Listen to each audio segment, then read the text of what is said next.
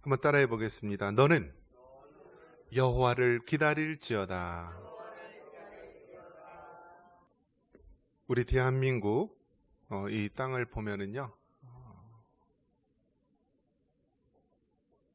이 남한은 전 세계에서 두 번째로 선교사를 많이 파송한 나라, 미국 다음으로 많이 파송한 나라. 과거에는 영국이었다라고 하는데 이제 그 자리를 한국이 이제 차지하여서 이 남한은 전 세계에서 가장 미국 다음으로 선교사를 많이 파송한 나라로 축복을 받았습니다. 반면에 저 북한 땅은 어떻습니까? 북한 땅은요, 세계에서 가장 기독교를 박해하는 나라, 그렇게 수십 년 동안 그렇게 1위 자리를 차지하고 있습니다. 그럼 얼마나 이 역사가 아이러니합니까? 같은 민족이고 같은 한반도 땅덩어리이고 또 그들도 다 우리랑 같은 언어 쓰고 같은 말 쓰고 그런데요, 어떻게 이 남쪽에 있는 나라는 기독교 선교사를 많이 파송하고 전국 곳곳 가는 곳마다 교회가 있는 그러한 땅이 되었고, 저 북한 땅은 전 세계에서 가장 기독교를 박해하는 나라가 되었고, 성경을 갖고 있다는 이유만으로 노동교화소, 정치범 수용소에 들어갈 수 있는 가장 잔혹한 나라로 되었다는 것, 그런 것을 봤을 때 정말 이해할 수 없는 그러한 일들이 이 땅에 일어나고 있습니다. 그러한 것을 봤을 때 우리는 이 땅에 이해돼서 살아가는 것이 아니라 우리는 믿음을 가지고 살아가야 될 줄 믿습니다. 어떻게 자식이 부모보다 먼저 죽을 수가 있습니까? 그게 이해가 됩니까, 여러분? 그런데 세상 살면서요, 그러한 일들이 일어날 수 있다라는 거예요. 그러한 일들이. 우리 머릿속으로 이해되지 않는 그러한 사건들이 일어날 수 있다라는 거예요. 대통령이 이번에 설 어떤 선물을 이렇게 이제 나눠주는데 그 포장지가 이제 소록도를 배경으로 해서 그려진 그림이라고 합니다. 근데 그 그림 위에 교회 십자가가 그려져 있다고 해서요, 난리법석이 났습니다. 그래서 당장 그 일을 가지고요 막 들끓이니까요, 어떻게 했습니까? 청와대에 있는 사람이요, 당장 조계종에 가가지고요, 조계종에 가서 사과하고 그 나눠드린 모든 선물 포장지를 도로 다 회수해서 다시 다른 것으로 했다라고 합니다. 여러분, 불교가 자비 종교 아닙니까? 자비 종교인데요, 그럼 설옥도에 가면은 여러분 정말 상징적인 것이 무엇입니까? 우리 손양원 목사님이라든지 또 여러 많은 민음의 사람들, 여수 애양원 소록도 이런 곳이 바로 기독교 정신을 가지고 나병 환자를 돌봤던 그런 곳 아닙니까? 그런데 그런 것을 빌미로 해서요, 공격을 하는 시대. 이게 그만큼 여러분 우리 기독교가요, 힘을 잃어가고 있고 또 세상에 공격을 받는 시대가 되었다라는 것입니다. 과거에는 교회가 세상을 이끌어가고요, 교회 문화가 세상을 앞섰고, 교회 하면은 그래도 저들은 정직하다, 저들은 정말 믿을만하다라는 그러한 시대가 있었는데요, 이제는요 그렇지 않다라는 거예요. 대통령 부인 여사를 명품백을 가지고 와서요, 한 300만 원 이상 되는지 얼마 되는지 모르겠는데 서로 부모님이 아는 그런 관계였던 것 같은데, 그것을 촬영한 사람이 바로 미국에 있는 제미 목사라고 합니다. 목사. 그래서 이 시계형 그러한 몰래 카메라를 가지고요, 그거를 찍어서요 다 그렇게 함정을 만들어놔서 퍼뜨린 것입니다. 저도 강단에 서 있는 목사지만요, 누가 목사입니다 라고 얘기하면은요, 경계하게 돼요. 이 목사가 진짜 목사인가 가짜 목사인가. 저는 목사 되기 위해서 10년 동안 공부했어요. 저는 대학교 재수, 신학대학원 2번 떨어졌고요. 목사 되기 위해서 강도사고시도 떨어졌어요. 그러니까 저는 10년 이상 걸린 사람이죠. 그런데 주변에 보면은요, 3개월짜리 목사, 6개월짜리 목사, 1년짜리 목사, 수두룩해요. 은퇴해서 할 거 없으면은요, 어느 날 갑자기 목사가 되어갖고 왔어요. 물론 다 저들을 제가 무시하고 제가 헐뜯는 것은 아닙니다. 근데 무엇을 얘기하려고 그러냐면요, 그만큼 미혹의 시대가 왔다라는 거예요. 그만큼 우리를 미혹하는 것들이 우리 주변에 많이 있기 때문에요, 우리가 정신을 차리지 않으면은 모두 늑대와 이리의 사냥감이 될 수 없는 시대가 된 것입니다. 그 인천 쪽에, 부천 쪽에 있는 그 이단, 그 대성교회, 탕명한 소장을 그 이단 교주 운전기사가 칼로 찔러서 살인을 했던 그 이단 교주, 지금 그 교회를 이어서 한 그 목사가요, 신분을 속여서요, 총신대 신학대학원 들어와서요, 공부하고 다시 이단으로 들어가서 활동을 합니다. 내가 총신 나왔는데 왜 이단이냐. 그러니까 여러분, 이 시대가 얼마나 사악하고 얼마나 위험한지 우리는 정신을 바짝 차리지 않으면 안 되는 것입니다. 아예 신천지처럼 드러난 이단은 그래도 경계를 하게 됩니다. 그런데 그 이단들이요, 아직도 숱하게 어마어마하게 많아요. 그러니까 문제가 되는, 이미 사회적으로 문제가 돼서 각 교회나 지역에 문제를 일으키는 데만 각 교단에서, 기독교 단체에서 신학자들이, 역사학자들, 다 이런 사람들이 이것은 문제가 있다라고 하면서 충분히 계도의 기회를 주는데 그들은 변하지 않고 계속 주장합니다. 결국 그렇게 가면서요, 얼마나 많은 사람 미혹하는지 모릅니다. 그래서 지금도 계속 목사라 할지라도요, 연구를 해야지 이단들을 알 수 있는 시대가 된 거예요. 그만큼 이 시대가 미혹의 시대입니다. 청와대에서 선물 포장지에 십자가가 있다는 이유만으로요, 당장 쪼르르 조계종에 가서 그 중 밑에서 잘못했다고 하고 사과하고, 이것이 바로 우리가 처한 기독교의 모습, 오늘날 교회가 처한 모습입니다. 우리가 참으로 경각심을 가지지 않으면요, 내부와 외부의 적으로부터 우리는 정말 무너질 수밖에 없는 것입니다. 나는 다 살았지. 나는 살 만큼 살았지. 여러분이 문제가 아닙니다. 여러분의 자녀가 문제고요, 여러분의 손주들이 문제가 되는 시대가 오고 있는 것입니다.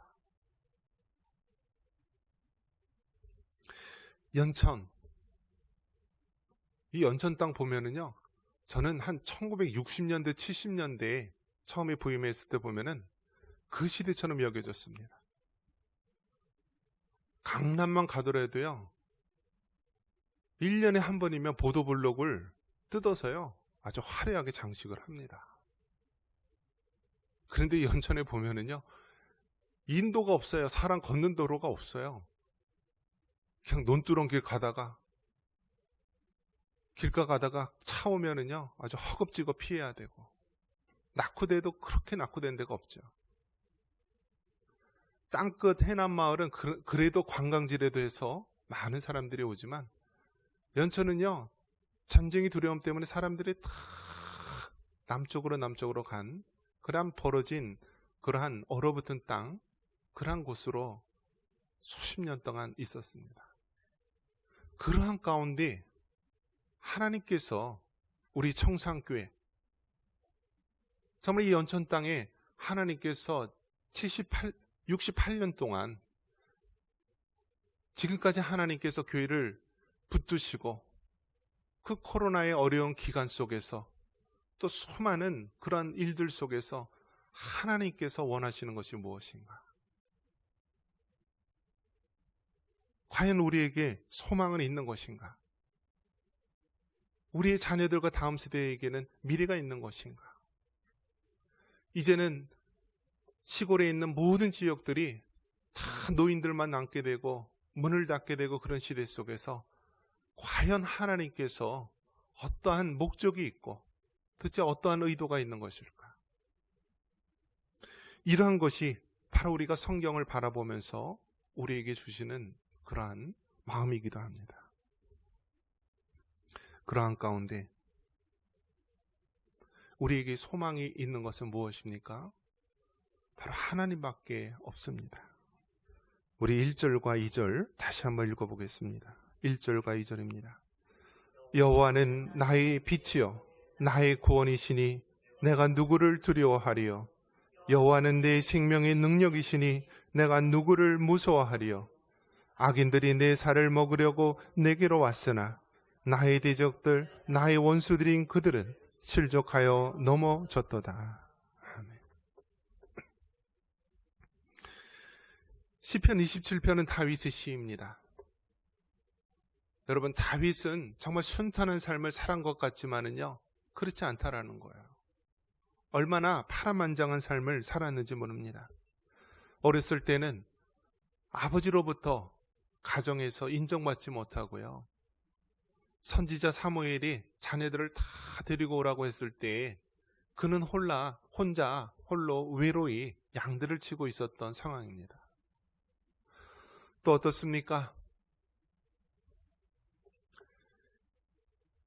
사울왕 사위가 되면서요, 정말 잘 나가는 것 같고 잘 풀리는 것 같았지만 결국 어떻습니까? 그 사울왕이 다윗을 죽이려고요, 여러 번 시도를 했었고 그는 광야 생활을 이렇게 도망자 신세로 보내었습니다. 이스라엘의 왕이 되었습니다. 그런데 한순간에 무너진 이 다윗은요, 결국 간음죄, 살인죄, 또 하나님의 이름을 더럽힌 그 죄로 말미암아 그의 가정 가운데 우환이 끊이지 않게 됩니다. 그러면서 자녀들 사이에요, 혈투가 일어나고요, 살인이 일어나고 강간이 일어나고, 심지어는 자기 아들, 그 사랑했던 압살롬이 쿠데타를 일으켜서요, 다윗은 맨발로 궁궐을 도망치듯이 나와야 했던 인생을 살았습니다. 그 다윗이 오늘 이 시편 20편으로 고백을 하고 있는 것입니다. 여호와는 나의 빛이요 나의 구원이시니 내가 누구를 두려워하리요? 그의 삶이 너무나 힘들고 어렵다라는 거예요. 너무나 어둠이 가득 차고 자기 힘으로는 구원받을 수 없는 자임을 고백하고 있는 것입니다. 여러분, 어둠이 깊으면 깊을수록 빛이 드러나는 것입니다. 다윗의 삶 속에 그토록 그 어둠이 짙었었는데요, 그러면 그럴수록 다윗은 빛 대신 하나님, 그 여호와 하나님을 굳게 붙잡고 살았던 것입니다.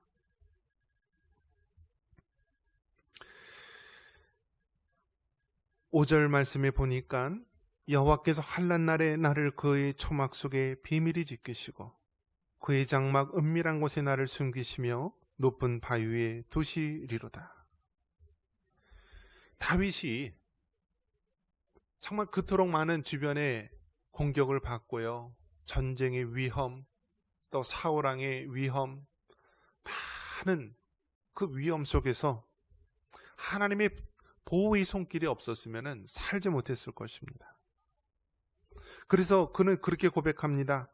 환난 날에 하나님께서 나를 초막 속에 비밀히 지키시고 장막 은밀한 곳에 나를 숨기셨다라고 고백을 하는 것입니다. 여러분, 우리가 믿음이 좋아서, 우리가 능력이 있어서 우리 교회가 특별한 교회이기 때문에 지난 68년 동안 이 교회를 이끌어온 것이 아니라요, 하나님의 보호하심이 있고요, 하나님의 돌보심이 있고요, 하나님의 계획하심이 있어서 여기까지 온 줄 믿으시기 바랍니다. 하나님의 놀라운 은혜가 아닙니까, 여러분?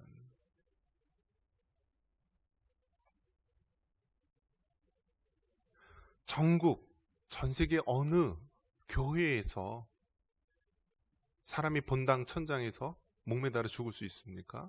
그런 교회가 있어요? 없잖아요. 아마 말하면은요, 믿거나 말거나 했던 그런 끔찍한 일일 것입니다. 그런데 여러분, 그런 일보다 더 무서운 얘기가 무엇입니까? 담임 목사가요, 주일날 목회를 하고 설교를 해야 되는데 주일날 아침에 급사를 하면서 죽는 교회가 어디 있습니까? 정말 우리 청산교회는요, 너무너무 한이 많고 너무너무 비통한 일이 많은 교회입니다. 이루 말할 수 없는 고통과 괴로움이 있는 교회입니다. 우리랑 역사를 같이 하는 교회들, 서울에 있는 충신교회나 많은 교회들이요, 3대, 4대, 5대 그러한 담임 목사지만 저는 18대 목사로 왔고요, 평균 3년여밖에 사역을 못했던 교회입니다. 그것도 이전 목사님이 9년, 그 이전에 목사 계셨던 분이 15년 했기 때문에 3년의 평균 기간을 채웠던 교회입니다. 이렇게 목회자의 무덤과 같은 교회, 교회에 끊임없이 많은 그러한 일들이 생겼던 교회, 이러한 교회에 무슨 희망과 무슨 소망이 있겠습니까? 그럼에도 불구하고요, 하나님께서 붙들어 주세요. 하나님께서 지금까지 인도해 주세요. 하나님께서 그 초막 수확 비밀이 지키시는 그러한 보호의 손길로 이 교회를 붙잡고 계세요. 여러분 믿음이 좋아서 그렇습니까? 우리의 믿음이 좋아서 그렇습니까? 아니잖아요. 저는 오늘 이 본문 말씀을 통하여서 다윗의 심정을 여러분이 가졌으면 좋겠습니다. 다윗이 성경에 가장 많이 언급되는 이름이지만 그가 무슨 죄를 짓지 않아서, 그가 무슨 특별한 믿음이 있어서, 그가 특별한 사람이 그랬던 것이 아니라 하나님께서 다윗을 쓰려고요, 그렇게 붙잡으신 거고요, 그 모든 적들과 그 모든 위험과 그 모든 위기로부터 하나님께서 보호하신 거예요. 왜 그렇습니까? 다윗을 통하여서요, 하나님께서 나라를 세우신 거예요. 하나님의 나라를 세우시고 다윗의 계보를 통하여서 메시아를 이 땅에 오시게 하기 위해서 우리 예수님이 다윗을 붙잡으시고요, 다윗을 인도하시고, 다윗 자신이 죄를 범했던, 주변의 사람들이 그를 죽이려 하던 어떠한 상황 가운데서도 하나님은 다윗을 통한 구원의 계획이 있으셨습니다. 다윗의 자손을 통하여 인류의 구원 메시아를 오시게 하기 위한 계획이 있으셨습니다. 그래서 어떠한 사망의 위험 속에서도 하나님께서는 다윗을 이끄셨고 마침내 하나님의 뜻을 이룬 것입니다. 우리 청산교회,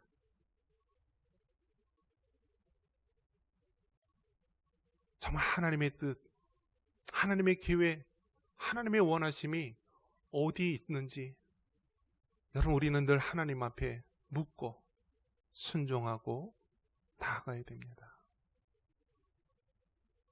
언제 어디서 무슨 일이 터질지 모르는 그런 상황 속에서 하나님께서 그럼에도 불구하고 우리 청산교회를 붙잡아 지금까지 인도하시는 그 하나님의 놀라운 섭리와 그 뜻을 우리가 믿어야 합니다.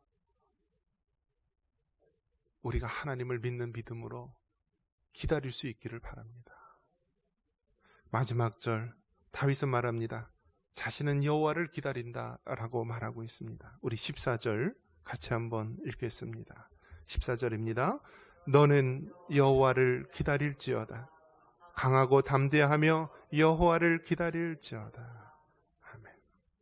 여러분, 우리의 구원은 우리가 믿음이 좋아서 능력이 많아서 우리가 어떤 특별한 재주가 있어서 그런 것이 아니라 보이지 않는 하나님의 손길이요, 저와 여러분을 붙드시고 보호하시고 인도하시는 줄 믿습니다.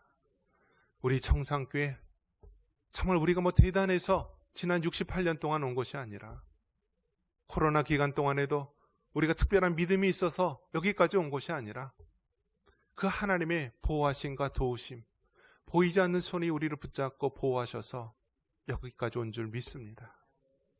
여러분, 가정적으로나 사회적으로나 참으로 힘들고 어려운 이 시대를 살아갈 때 우리가 하나님을 바라보고 기다릴 수 있기를 바랍니다. 우리가 믿음을 가지고 기다릴 때요, 하나님께서 여러분에게 복 주시고 은혜 주실 것입니다.